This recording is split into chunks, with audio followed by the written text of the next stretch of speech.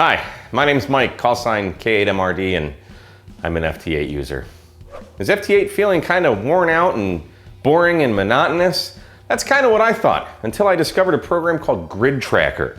GridTracker is a great companion software to WSJT-X, something that you probably already have installed, but if not, go ahead and take a look at this video as I show you everything about WSJT-X. Now, what makes GridTracker so great is that it talks to WSJT-X and it pulls in all the pertinent information that you're going to need, makes it a little more interactive. You get this great world map, you see who is actively having QSOs on the band that you're looking at, you see what grids you've worked, you see what grids you've worked that are confirmed, what grids you've worked that are unconfirmed, all kinds of information and more, and I'm going to show you all about it this time on K8MRD Radio Stuff. Okay, so the first thing we have to do is download our GridTracker software, and we can simply do that by a simple Google search of GridTracker and hit enter. We're going to go to gridtracker.org, and right here under the Downloads tab, we're going to scroll down here. We can see Windows, Mac, and Linux, and you can click on whichever one is good for you. I'm going to assume that you know how to install software, otherwise you probably wouldn't be watching this video, so we're not going to go through that. Once you do get it installed, go ahead and click on this documentation tab. This is going to show you where the instruction manual is for this. And I got to say, the manual, the instructions are incredibly well written. It's very, very easy to follow, even for a not so smart guy like me. Literally got started in minutes with this, but we can go down here. And one thing, if you're not sure how to install this, there is a GridTracker installation tab you can click on, and that'll say if you aren't familiar with downloading software and installing it, click this button right here, and that will take you to the instructions on how to download it for not only Windows, but also for Mac OS, and if we scroll down here, you also have your Linux install instructions. Going back to the user guide, let's go ahead and click on this Getting Started tab. This is kind of really the most you need to dive into this for now. But this is saying basically, once you install GridTracker and you open WSJT-X, it should just work, but there's a couple settings we want to just double check. And if we scroll down here to this Appendix B, let's go ahead and click on that. And this is going to show you the settings that you need to have in WSJT-X. So under General tab, you want to make sure you have your call sign and your grid square, preferably your 6-digit grid square. This whole thing is about tracking grids, so the more accurate you can be, the better. We also want to make sure we have double-click on call sets transmit enable and disable transmit after 73. Those are under the General tab in WSJT-X. And then in WSJT-X, we want to go to the Reporting tab. We want to have Prompt Me to Log QSO checked. We want Clear DX Call and Grid after logging checked. We want Enable PSK Reporter Spotting checked. And we also want this Accept UDP Requests. And we want to make sure that these numbers are typed into your UDP server and your UDP server port number. And that should be all we need to do to get GridTracker up and running. Now, the first thing we want to do is go ahead and open WSJT-X if you haven't already. That should all be working. And then we're going to go ahead and open GridTracker. Now, for the first time you open this, you may need to give your computer permission to go ahead and open this program. So go ahead and do that. And then we're presented with this nice map. Now, this map and one other function is what I want to focus on initially, because this is kind of the meat and potatoes and what makes FT8 fun again and why this program is so great. So right now we can see up here in the right-hand corner, GridTracker is monitoring and receiving and decoding everything that WSJT-X is doing. So for example, if I change bands to 17 meters, we can see this change bands to 17 meters. So it's working. Now all these little boxes mean different things. And this map view filters is where you can kind of sort everything. So band I have mixed. So this is, when everything's on mixed, it's going to kind of show everything you've done. But if I only want to see what is going on 20 meters, I can either select 20 meters or I can select this auto button here. And that's going to show me only contacts that I've made on 20 meters. And as you change, or actually we're on 80 meters now, somehow that changed. So we go back to 20 meters, and here's all the contacts that I've made on 20 meters. Sort of. Notice we're logbook and live. If we change this to just live, these are all the stations right now that are in a QSO, either calling CQ or receiving. They're doing something. Something is happening. I can go to just logbook. These are all the contacts that I have on 20 meters in my logbook. And then the different colors are going to mean different things. So the green ones are ones who have confirmed with Logbook of the World. The red ones are unconfirmed, etc. And this legend down here at the bottom is going to tell you all that. So there's a lot of different ways you can sort this data. So that's the first part. Now notice this guy right here, we've got an active line going from here to there. That's someone actually doing QSO, and you'll see live data in real time. Now there's a few more, and it populates as different things are happening as people are making QSOs. That's only half of it, though. If we click on this little clipboard with a metal thing, it says Open Call Roster. This call roster is the really neat part of this. So between the map and the call roster. So the call roster is basically going to take place if you were to hit CQ only on WSJT-X. This is going to filter out just those people that are calling CQ, but it gives you a lot more information from that. You see their call sign, you see who they're calling, you see their grid square, you see their state, their county, their signal report. Everything is just really nicely done, okay? So now some of these are already highlighted. So this means that I've already worked KR0P. I've already worked him. I've got his grid square, all that.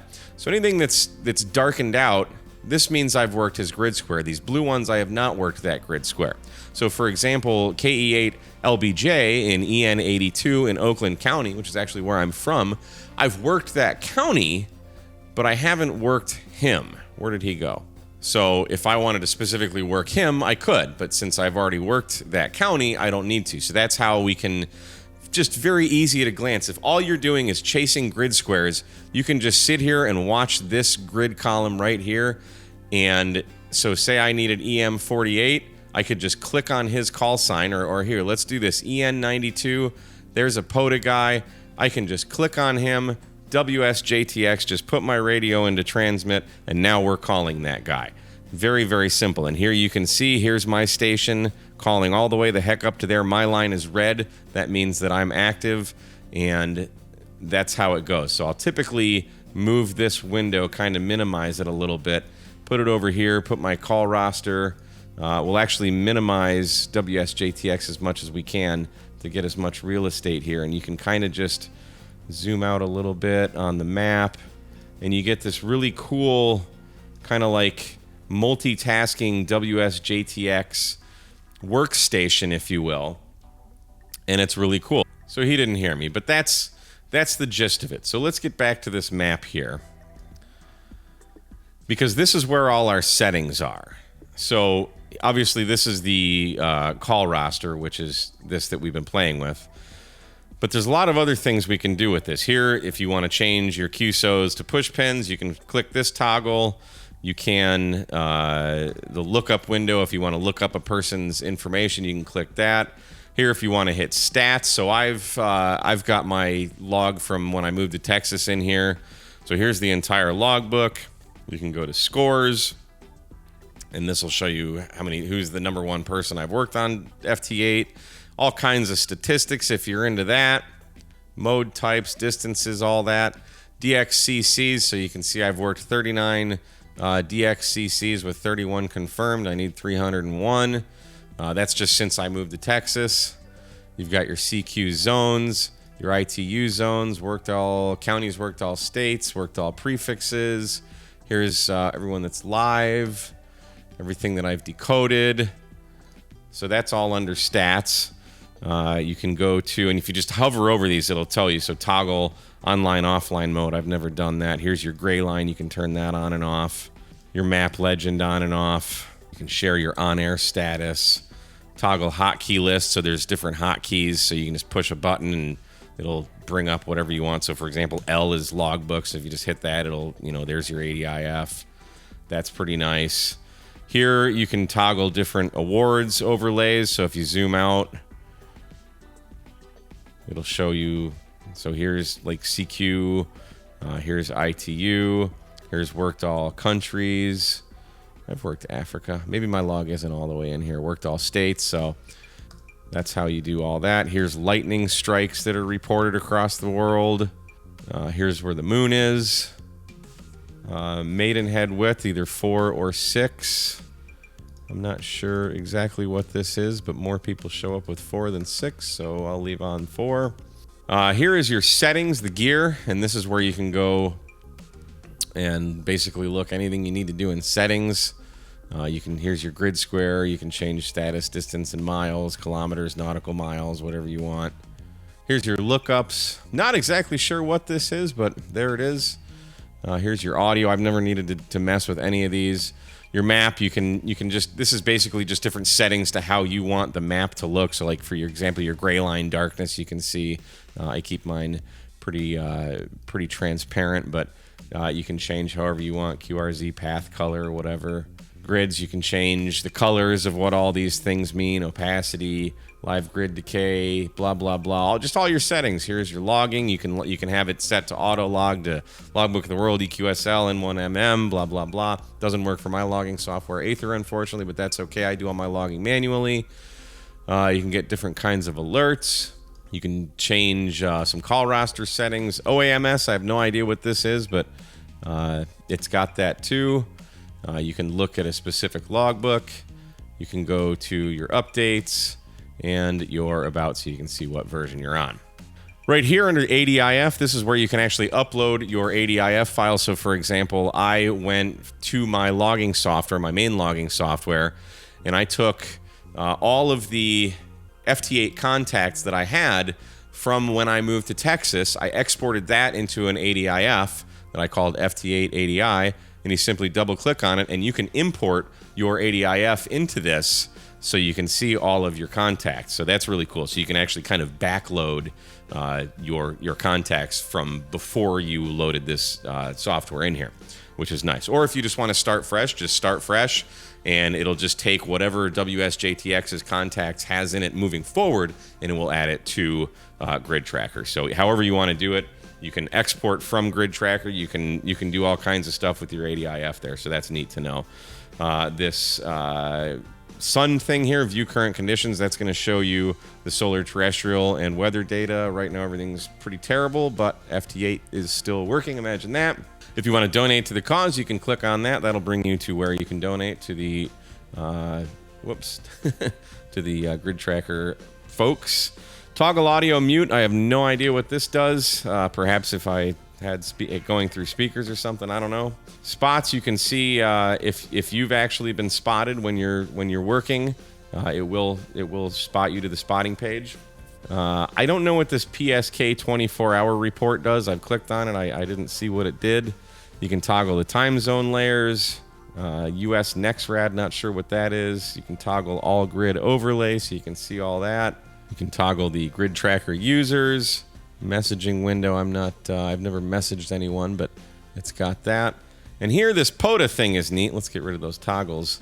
We can click on that, and this actually pulls all the data from the POTA.app and shows you who all is acting. Now, this is everyone. This isn't just FT8, so you can hover over here so you can see AD0DB is currently on 14.327 SSB.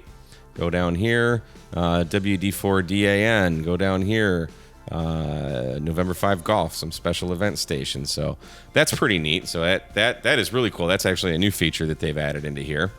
And let's tuck this off into the corner. Let's talk about the call roster really quick. So like I said before, here's the call sign. They're calling CQ. This guy's calling CQ POTA. You've got their grid square, their state, their country, their county, their signal report, like everything that you'd want. You can cycle, you can filter. So I have the age, the newest I want on top, because I kind of just tuck this over here. I wish you could reorganize these columns, but you can't. I would rather have, I would like to be able to reorganize it, but that's okay. And this is how I usually operate. So I'll minimize this or zoom out a little bit so I can kind of get all of America and Europe in here just to see what's going on. And that is basically my setup. And you can sit here and monitor. So like, let's see, W8NET. I don't have him. Let's click on him, and we'll start calling CQ to him, or we'll start calling him rather. And there you go. You can see he's already picked me up, and now you can see my call sign is in here. So he and I are working each other. He's in Portage, Ohio, and that is I don't know if I needed that grid or not, but he's doing POTA, so I'm going to work at POTA. Why not? And just like that, there you go. Our QSO is complete. He just got another POTA contact. and I just got another FT8 contact. So very, very cool. And you can see all this happening down here. So somebody getting into Europe there. 10 meters was banging into Europe earlier. So let's change bands. Let's see what happens. Let's go back to 10 meters. It was pretty popular, pretty happening earlier.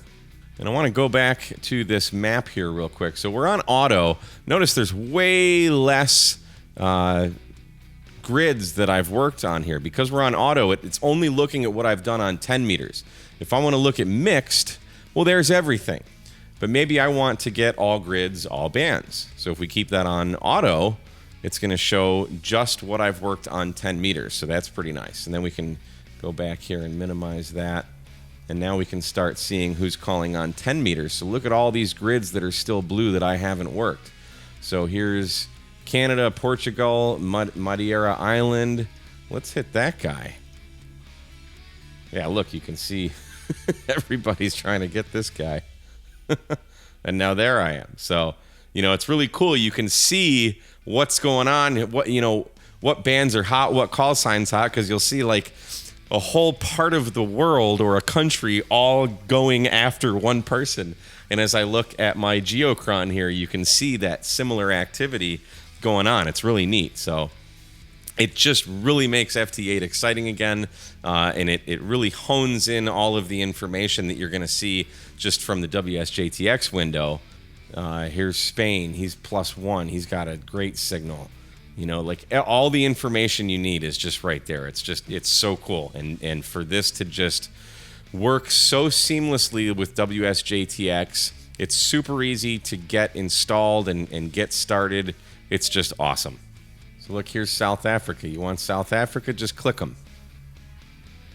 Now, for some reason, whenever you click over here and actually activate a QSO on a map, it makes your WSJT-X bubble jump up and down. And on Windows, it makes, I auto hide this bar in Windows, and it makes it show up again for some reason. I don't know, it's weird, but it's just a little quirk you got to deal with. It's a small price to pay for having such an awesome program. So now we can see, if we look at the map here, this is where we're getting out. Like, I love this real-time data of where I'm getting. That's like the biggest thing for DX for me, is like, where is my signal getting? That is half the fun for ham radio for me. So I hope that was enlightening for you, and I hope that you can find some use in this. It just, man, it makes FT8 so much fun. So if you have any questions, do leave them down below in the comments. I'd love to hear what you think of this, or what your experiences with GridTracker have been, and what it's done to make FT8 fun for you. So guys, if you haven't already, hit that like, share, and subscribe button. You can also follow me on Twitter at K8MRD, and we will see you again on another episode of K8MRD Radio Stuff. 73, guys.